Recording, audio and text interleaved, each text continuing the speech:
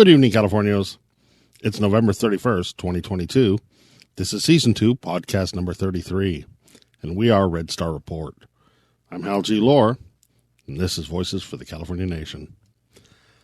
With the midterm elections ending in a draw, it seems U.S. media outlets are working very hard to ignore the fact that just because you dodged a bullet doesn't mean you're not being shot at. Californians face a reality where the U.S. House of Representatives being a disappointing showing in the midterm shift to Republican control in January anyway.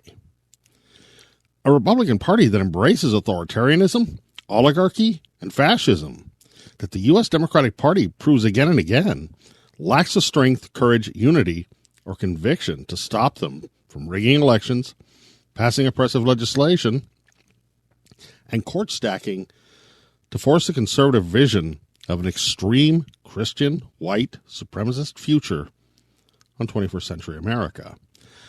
A vision for America that Californians have repeatedly rejected as the state of California faces a future very likely to be a regressive, oppressive, Civil War 2.0 nightmare scenario. Unfortunately for the California independence movement, the truth is that without an outright socioeconomic collapse of the U.S. government, the fight for California independence will go on for years in a divided America that's becoming more and more comfortable with political violence.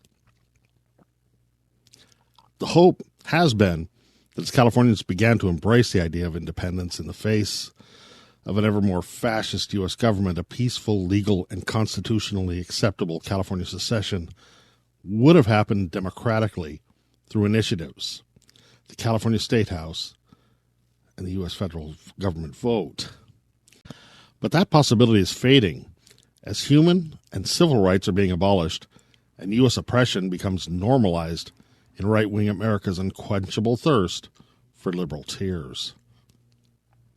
A very real threat to the life, liberty, and prosperity of Californians as the U.S. government rushes to abandon democracy, along with the California values of tolerance and inclusion, using systematic gerrymandering and voter suppression to stack the political deck so America can become a white Christo-fascist nation in less than a decade with literally any national election victory. Is it hard to understand that Red State America has already declared Civil War 2.0 against states like California and will use any political means possible to rid themselves of opposition? Making it obvious that unless California becomes a free and independent nation, things will get worse, as this new authoritarian U.S. government shows its willingness to use more and more severe police state measures against dissident Californians. With this in mind, current national methods of political resistance must be objectively measured for effectiveness. Can a peaceful march, protest, or rally in California make any real or lasting difference to an uncaring fascist U.S. government 3,000 miles away? Because most Californians are not seeing it. But that's what happens when Californians pin their political lives on a national two-party system where both parties are financially owned by the same big money interests. Corporatism is the true heart of a fascist governmental system, even when the Republican Party is a little more comfortable than the Democratic Party is with the whole racist, imperialist police state thing. Californians need to understand that it is not in a fascist U.S. government's interests to eliminate all opposition groups anyway. To appease the American center-left psyche, the Democratic Party will, as it does now, always be there to perpetuate the illusion that the USA is still a free country. Politically tolerated because the Democrats are spineless, incompetent, financially compromised, beyond offering anything more than a symbolic gesture and token opposition. On the other hand, most real resistance organizations as well as opposition groups at those peaceful marches, protests, and rallies are being or will be outlawed. And this is already happening in most U.S. states.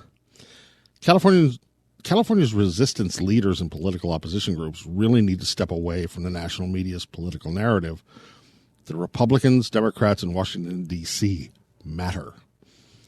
They need to face the fact that if it's within the margin of error that 50% of Americans are even remotely okay with the fascist USA and a Civil War 2.0, then the America we Californians thought we knew doesn't really exist. We can prolong the suffering, but the fight for the soul of America is already over, and Californians lost. Since the stolen 2000 election, Republicans have been systematically working state by state to put the pieces in place to permanently rig the American political system, while Democrats in Washington, D.C. just watched in disbelief. Because of that, as America continues its inevitable shift to the extreme political right, any California-based opposition to ultra-conservative Republican rule is going to have to face a cold, hard political fact. To preserve democracy, liberty, human and civil rights, and even the global environment, California independence needs to be embraced as the final viable option. For anyone that still believes that California values matter as a fascist American future approaches, the idea of not being part of the California independence movement will eventually be non-existent. Right now, most resistance groups on the left are progressives, fighting with or within the Democratic Party on issues the federal government has already dismissed. They merely act as national feel-good organizations doomed to fail and be forgotten in the next U.S. media cycle. And still, for some reason, everyone has that burning desire to get everyone else on board with their pet national cause, even as they blindly fail to recognize that California and the California independence movement, by its very nature, is already there. So California-based progressive organizations end up wasting their energy, money, and political capital fighting tooth and claw in the halls of Congress on issues that already get no argument in the California State House. It's breaking out of that long-lost American nostalgia political comfort zone that seems to be the problem. There's always those U.S. collaborating Californians out there waving an American flag, saying we all just need to come together and send lots of money and vote blue no matter who in the next 4 or maybe 20 election cycles, and everything will somehow be just fine. And Californians fall for it over and over again, even though we know the clowns making those statements are either getting paid or totally out of touch with America's 21st century fascist political realities. So stop. Let's make this simple. If the California independence movement didn't stand for California progressive values in opposition to the ultra-right's agenda for the United States, it would have no reason to exist. So unless you're willing to accept living in a fascist USA as a possible future for California, as a Californian, no matter what form of resistance you currently support, you need to accept the idea of a free and independent California nation as a final viable option. What part of that is hard to understand? This is Voices for the California Nation.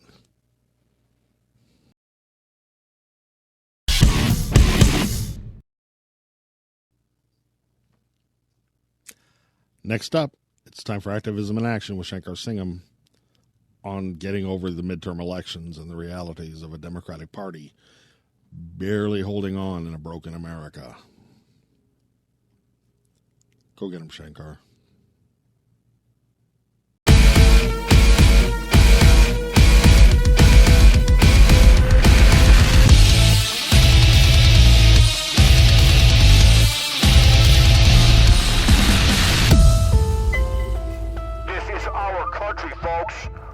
This is California. Hey, you Hal. Welcome to another episode of Activism in Action. Just getting over the midterm elections, and yeah, great. I'm sure everybody can rest on their laurels now that the Democrats have won, right? Bullshit, folks. Come on. They barely won against the idiots they were running against. They were running against morons, people that don't even live in this reality, and they barely won their campaigns by a half a percentage point, by a few hundred votes. I mean, the idiots in the United States are winning, folks. This is a midterm election, and we barely scraped it out. This is not a win for the Democrats, folks. This is not a win for the Dems, and fuck the Democrats, man. Fuck the Democrats. You're a proud Democrat? Who here's a proud Democrat? Seriously. They haven't done fucking jack shit for jack shit. You have a feckless, worthless Democratic Party who will not fight for you and me at all. Our interests are gone. You have a leader of an insurrection who's running for president legally still, who's not in jail, who probably will never be in jail.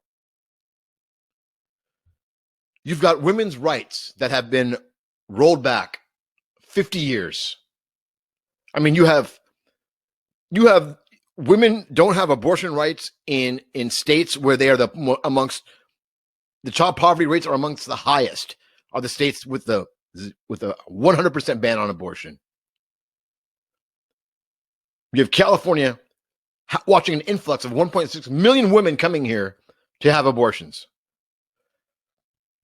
And gay rights are next. Gay rights is the next thing on the chopping block, especially with the school or the shooting we just had at the club this last weekend in Colorado.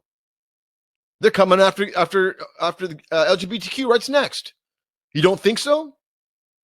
If you're gay and you vote Republican, you're stupid. If you're a woman and you vote Republican, you're fucking stupid. You're a fucking stupid person.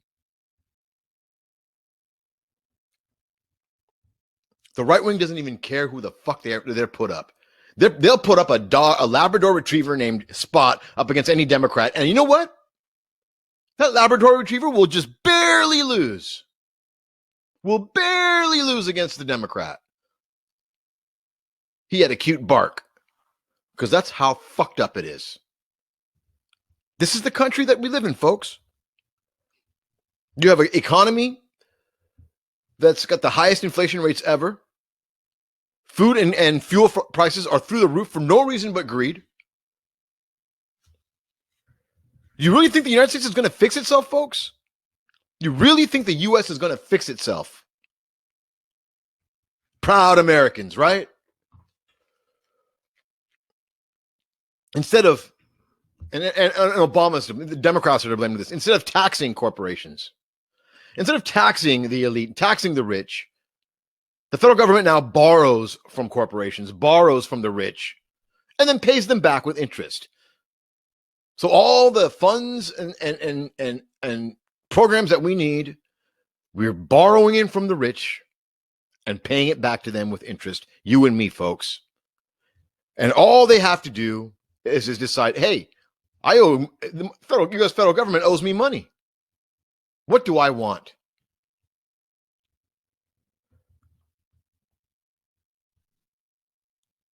And the worst, and to top it off, besides the fact that less than 30% of the country votes, you have an electoral system that's about to collapse. You have a voting system that is not accepted by 50% of the people that do vote. They've tried everything they could do to discourage every single American not to vote.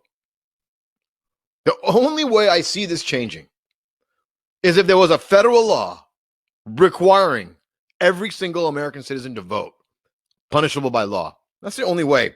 And Republicans will never go for that. Democrats would never go for that because they don't believe this is a democracy. You have Nancy Pelosi, who just stepped down. Thank God. I hope she quits. One of the largest weapons traffickers in the world. Just stepped down as leader of the Speaker of the House. Well, she had to. She's still senator or whatnot. Watch her billions skyrocket now, folks. Her husband was just attacked in their home. I'm not going to have any sympathy, but uncalled for. The right wing has got their game plan set. Are they upset about this election, this past campaign? No. They don't give a shit about this last election round. They care about the presidential election, and they want fucking Donald motherfucking Trump. And he's going to win, folks. Fuck what it says, the Electoral College says. Fuck what the voters say. He wins. God mandates it. God mandates it. That's what we're up against. Thank God I live in California, because we actually have some sort of a buffer against that. But folks, Californians, wake the fuck up. Wake the fuck up. We need to start defending ourselves, defending our home, defending our rights. That's all I got for you, Hal. Back to you, man.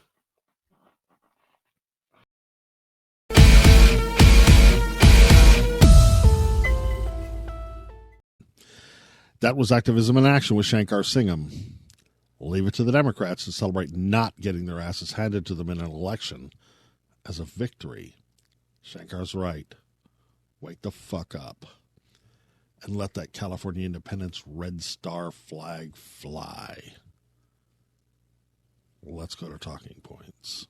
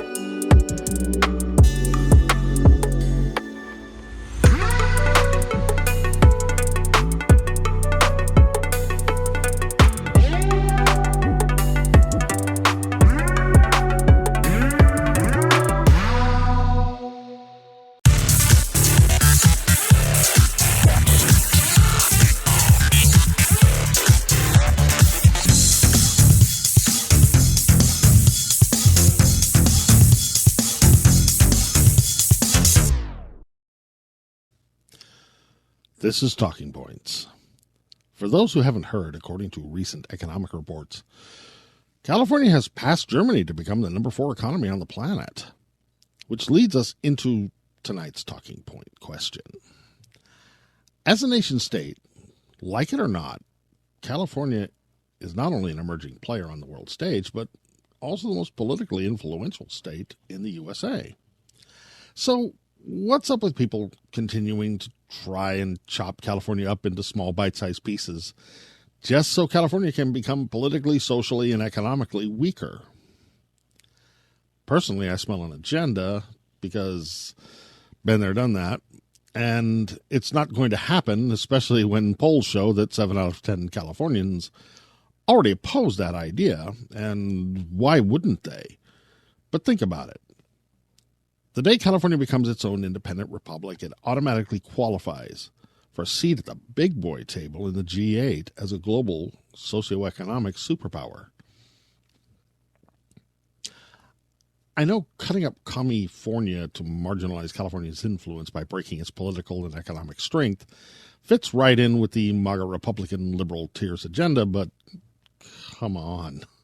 I mean, I get that some Californians have a consistent nostalgia for that what might have been state of Jefferson in the northeast corner of California, a nostalgia based loosely on the 1941 movement to establish those northern districts as a separate state of Jefferson.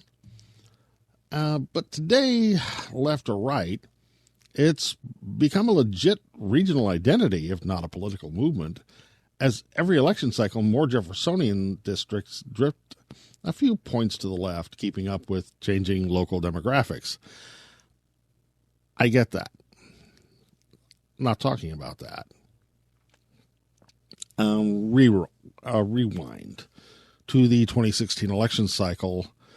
Media outlets were filled with stories covering Northern California venture capitalist Tim Draper's Six Californias initiative, which could have chopped California into 6 separate states along political boundaries.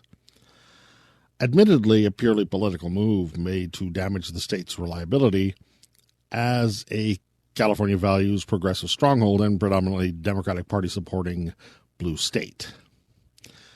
But the measure failed to qualify for the ballot due to rampant allegations of voter fraud. So Tim Draper, not being willing to take no for an answer, in 2018 submitted the Cal 3 ballot proposal to divide California into 3 separate states. Same reasons. But this time the California Supreme Court ended Draper's Cal 3 campaign, ruling the initiative as written would have violated the state constitution. But honestly, nothing changes the fact that both of these attempts to divide the state of California were intended to damage California for a cynical political agenda. Because the question again here is, does it make sense to chop up California just so it can become politically, socially, and economically weaker?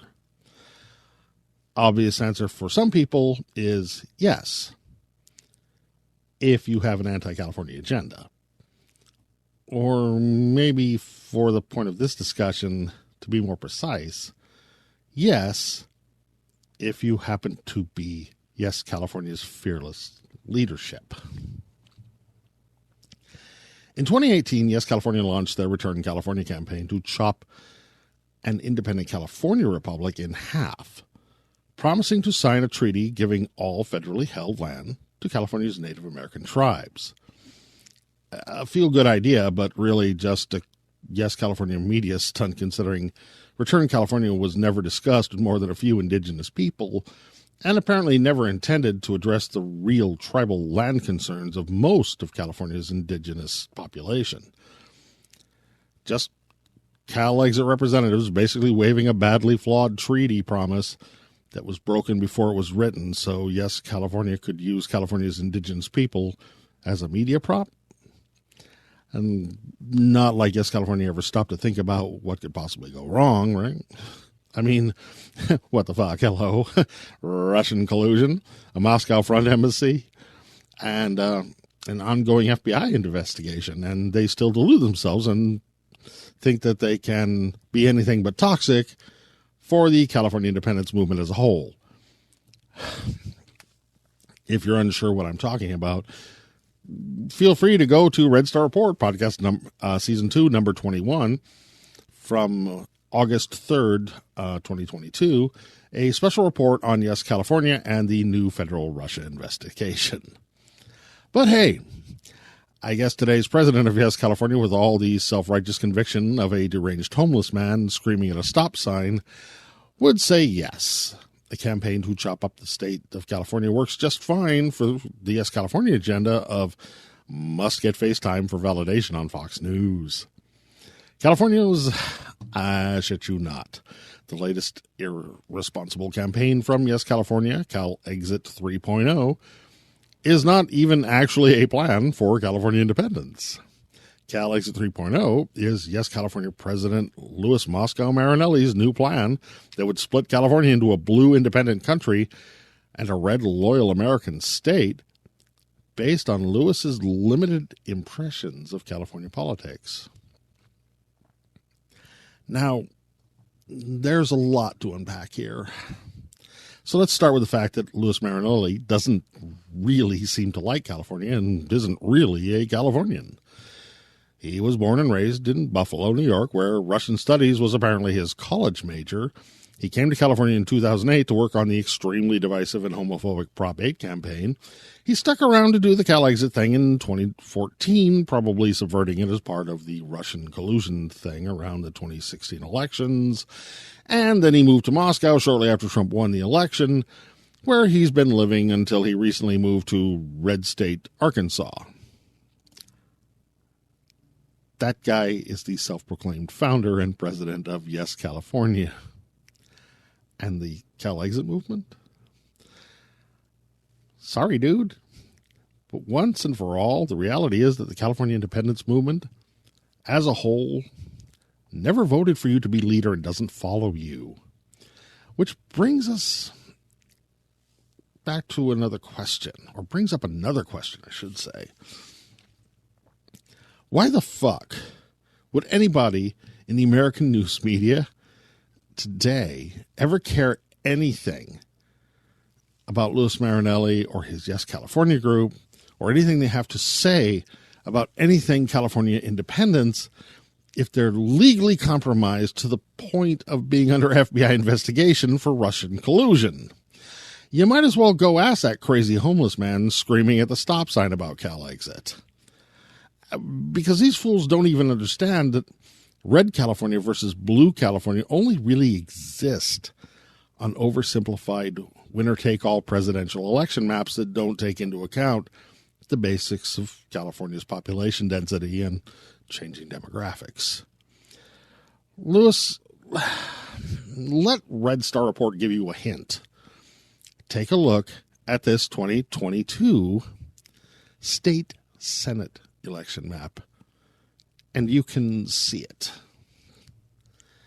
Most actual California state government districts are actually purple. And only a few districts with very low populations have serious conservative majorities. That means there are no easily defined red versus blue California boundaries. And the fact that you don't already know this, but still want to launch an effort to divide California, is a defining statement of Yes California's bad intentions and true irrelevance. But if that's not enough, let's revisit Yes California's 2018 Return California very publicly made promise for a treaty to give all federal land to the California Native American tribes for a second. Let's superimpose that on Yes California's 2022 map dividing red California from blue California. See the problem? Who gets that land? Kind of makes you want to ask, is Louis Marinelli and Yes California being dishonest or incompetent here in their political promises? And who are they planning to screw out of that land in the end? A rhetorical question, but it's still a good thing. Yes, California doesn't actually speak for the California independence movement, right? But either way, it does answer the larger question. Does it make sense to chop up California just so it becomes politically, socially, and economically weaker? Answer, no, it doesn't. Unless, of course, you have an anti-California agenda. That's how we tell the good guys from the bad guys here. No person or legit organization true to the goals and values of an independent California would ever do anything to damage California and or serve an anti-California political agenda. Right? This is Talking Points.